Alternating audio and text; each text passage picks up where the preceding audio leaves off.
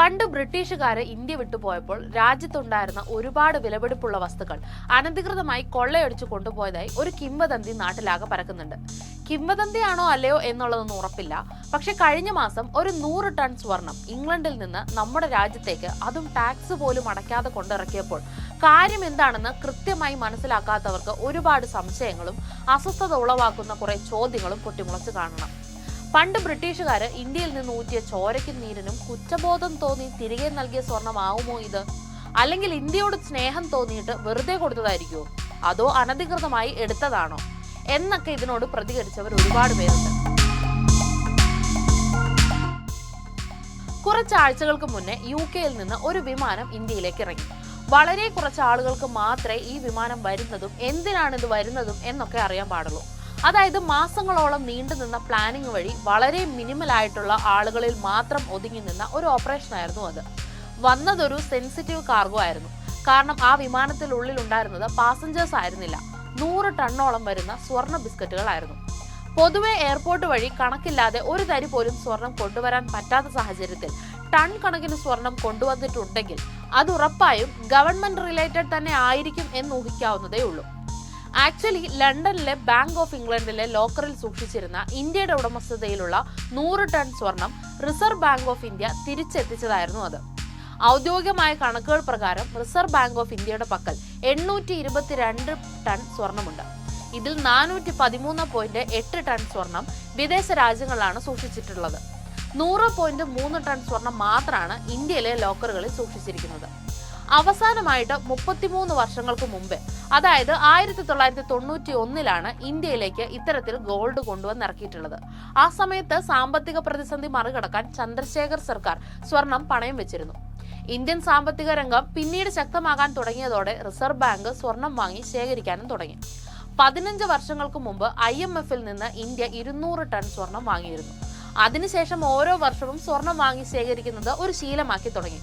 കഴിഞ്ഞ സാമ്പത്തിക വർഷം 27.5 ടൺ സ്വർണമാണ് RBI വാങ്ങിയത്.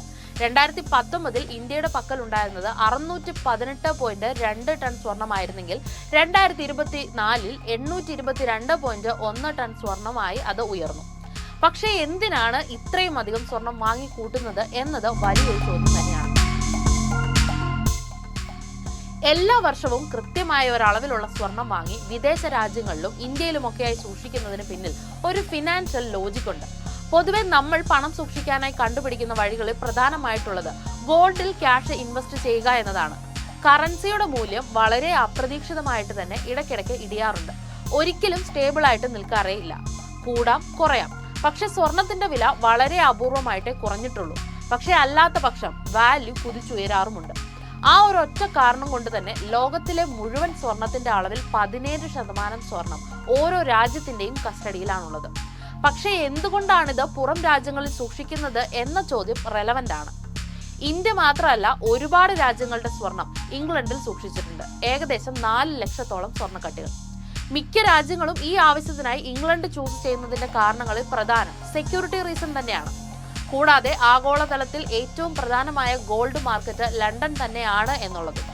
അതുകൊണ്ട് എത്ര വലിയ ബൾക്ക് എമൗണ്ട് ഓഫ് ഗോൾഡും ഈസി ആയിട്ട് പണയം വെക്കുകയോ വിൽക്കുകയോ ഒക്കെ ചെയ്തുകൊണ്ട് അത് ലിക്വിഡ് മണിയാക്കി കൺവേർട്ട് ചെയ്യാനായിട്ട് കഴിയും. ഇന്ത്യൻ ഗവൺമെന്റ് വഴി അതിന്റെ ബാക്കി പ്രൊസീജിയേഴ്സും സുഗമമായിട്ട് നടത്താൻ കഴിയും എന്നതാണ് ഇതിന്റെ ഒരു അഡ്വാൻറ്റേജ്. എന്നിട്ടും ഈ ഒരു സമയത്ത്, പ്രത്യേകിച്ച് ആവശ്യങ്ങൾ അധികം ഇല്ലാതെ എന്തിനാവും ഗോൾഡ് തിരിച്ചു കൊണ്ടുവന്നത് എന്ന് ചോദിച്ചാൽ അതിനും കാരണങ്ങളുണ്ട്. വളരെ സെക്യൂർഡ് ആയിട്ട് ഗോൾഡ് ലണ്ടനിൽ സൂക്ഷിക്കുന്നതിന് RBI അവർ കൊടുക്കുന്ന ഒരു എമൗണ്ട് ഇല്ലാതാക്കാൻ ഇതിന് സാധിക്കും. ഇന്ത്യയിൽ ഇനി ഇത് സൂക്ഷിക്കുന്നതിന് വലിയ പ്രശ്നങ്ങളൊന്നും ഇല്ല എന്നതാവും അവർ മനസ്സിലാക്കിയിട്ടുള്ളത്.